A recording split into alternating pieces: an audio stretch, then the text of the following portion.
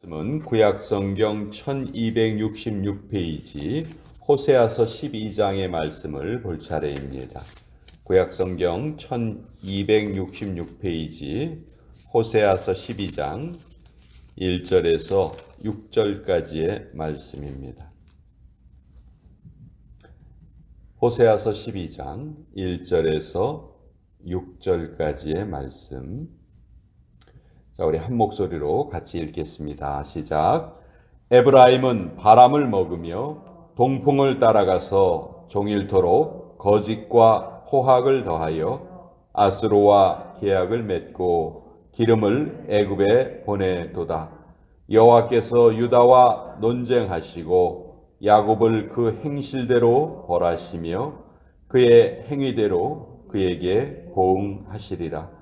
야곱은 모태에서 그의 형의 발 뒤꿈치를 잡았고 또 힘으로는 하나님과 겨루되 천사와 겨루어 이기고 울며 그에게 간구하였으며 하나님은 베델에서 그를 만나셨고 거기에서 우리에게 말씀하셨나니 여호와는 만군의 하나님이시라. 여호와는 그를 기억하게 하는 이름이니라. 그런즉 너희 하나님께로 돌아와서 인애와 정의를 지키며 항상 너의 하나님을 바랄지니라. 하나님의 말씀입니다. 아멘. 자, 북이스라엘에서 활동했던 4명의 선지자 엘리야, 엘리사, 그리고 호세아, 아모스. 이 4명의 선지자는 선지자들이 다 힘들고 고생을 했지만 남유다에서 활동한 그 선지자들보다도 더 많은 배척을 당하고 또 고생이 더 심했어요. 호세아도 북이스라엘에서 활동하면서 참 많은 고생을 했는데 오늘 주신 말씀은 하나님께서 북이스라엘 백성을 어떻게든지 돌이키시고자 하시는 그 하나님의 마음이 잘 나타나 있고요. 특별히 성경에서 잘 알려진 야곱이란 한 인물을 통해서 야곱이 변화된 것처럼 너희 북이스라엘 백성들도 변화될 수 있지 않겠느냐. 내가 그것을 기다린다 하는 그 마음이 오늘 우리가 읽은 이 성경 구절에 아주 잘 나타나 있습니다. 자, 1절에 보면요. 에브라임은 바람을 먹으며 동풍을 따라갔다. 이렇게 되어 있는데 이 에브라임은 북이스라엘을 상징적으로 표현하는 그런 상징어라고 할 수 있어요. 북이스라엘이 10개의 지파가 모였지만 그 중에서 가장 강력한 지파가 에브라임 지파였어요. 그래서 유다와 남유다와 북이스라엘을 부를 때 남유다는 그냥 유다 지파가 주축이 된 거고요. 북이스라엘은 북이스라엘이라고 부르지 않고 그냥 에브라임이라고 칭하는 경우가 성경에 많이 나타나는데 오늘 호세아서에 나타난 그 에브라임이라는 이 이름도 에브라임 지파 하나를 뜻하는 것이 아니고 북이스라엘 전체를 말하는 것이다. 그런데 바람을 먹으며 동풍을 따라가서 종일토록 거짓과 포악을 더하여 아수르와 계약을 맺고 기름을 애굽에 보내도다. 자, 당시의 강대국이 아수르와 애굽이었어요. 어떻게 하든지 아수르와 애굽에 잘 보여서 그 나라를 유지하고 싶어 했죠.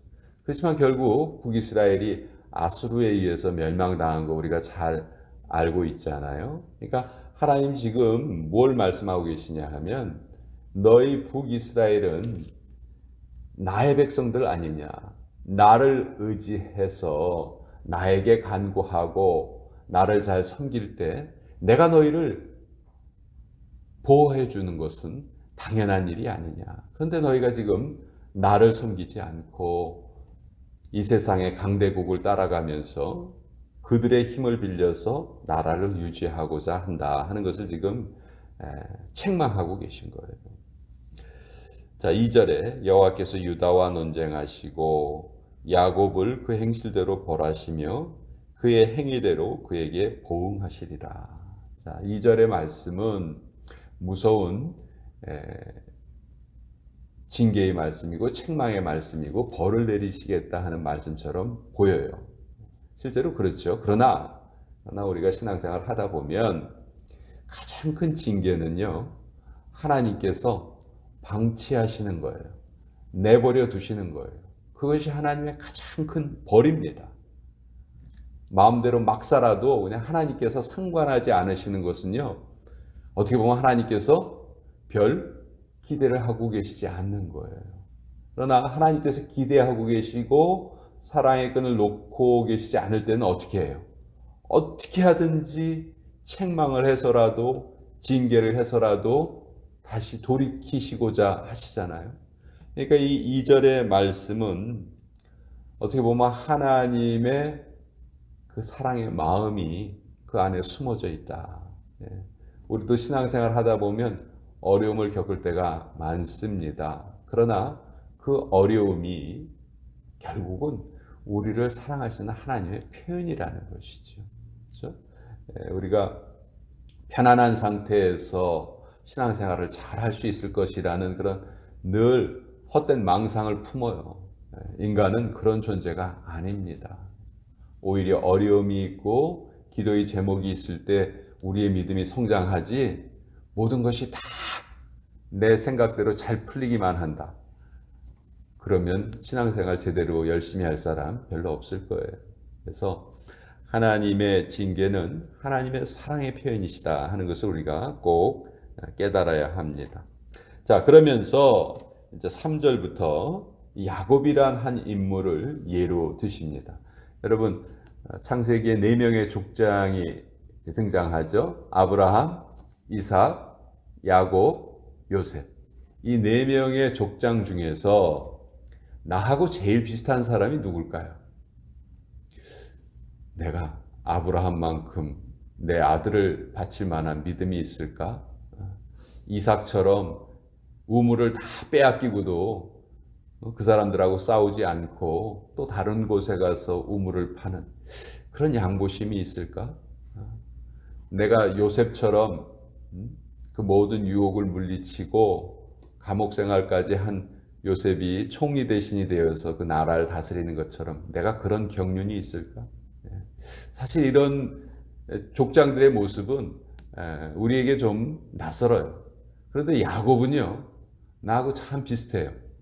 그렇죠? 욕심쟁이고 하여튼 뭐든지 움켜쥐려고 하고, 태어날 때부터 어떻게 태어났습니까? 3절에 야곱은 모태에서 그의 형의 발 뒤꿈치를 잡았고, 그래서 야곱이라는 이름의 뜻이 2가지 뜻이 있는데, 사기꾼이라는 뜻이 있고요, 발 뒤꿈치를 잡았다 하는 그런 뜻이 있다고 해요.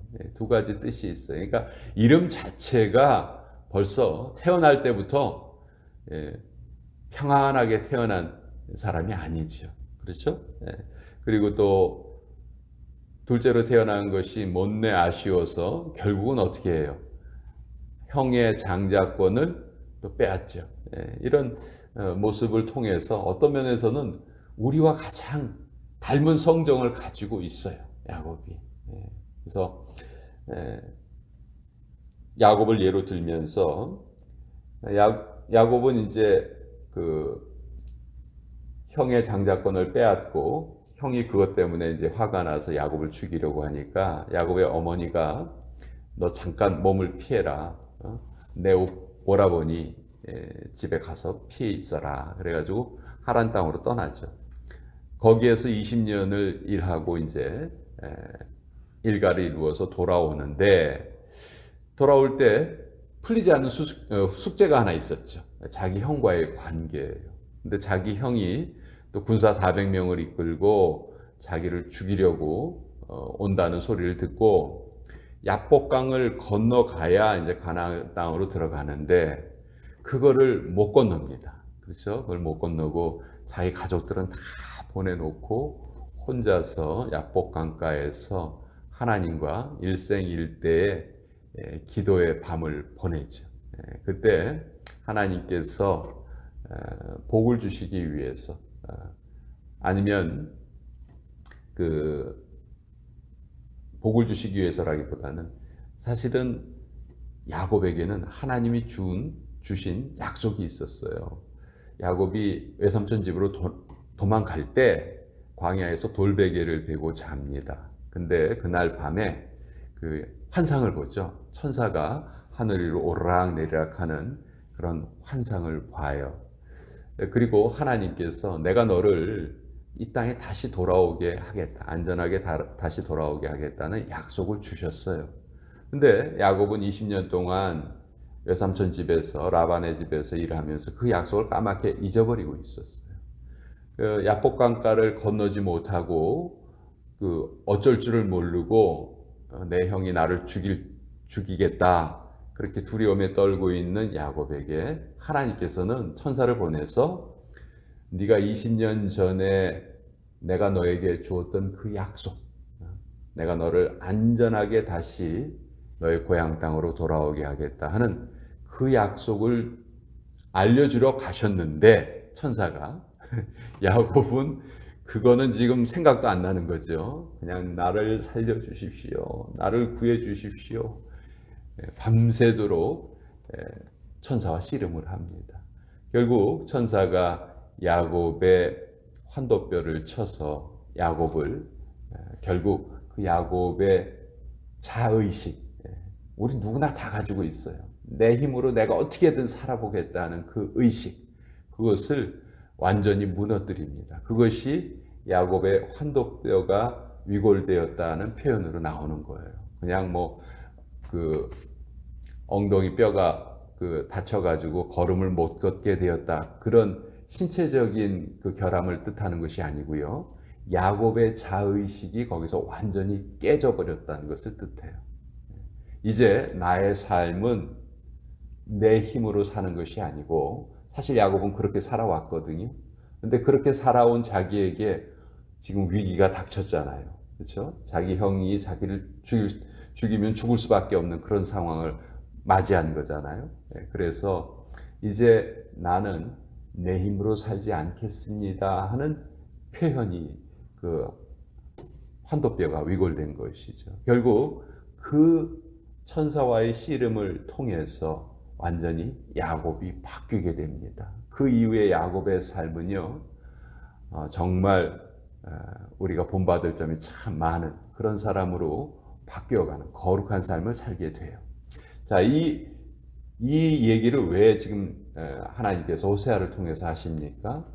그 사기꾼 야곱도 그렇게 변하지 않았느냐. 그러니 너희 북이스라엘 사람들도, 북이스라엘 백성 너희들도 지금은 나를 섬기지 않지만 너희들 역시 야곱처럼 이런 변화되는 사람이 되기를 바란다 하는 것이 하나님의 마음이시죠. 그래서 6절에 그 하나님께서 꼭 하시고 싶은 말씀을 지금 하십니다. 6절의 말씀을 보면 그런즉 너희 하나님께로 돌아와서 하나님께로 돌아와라.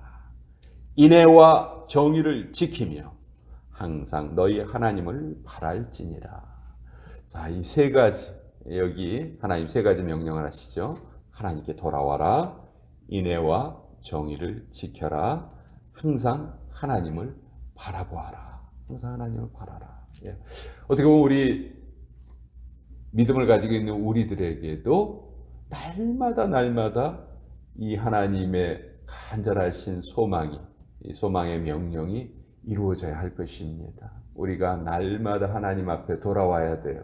조금만 삐딱하면 우리는 언제 어느 순간에 도망갈지 모르는 존재들이에요. 늘 하나님께 돌아와야 하고 거기에서 머무르는 것이 아니고 행동으로 우리가 하나님의 백성인 것을 나타내야죠.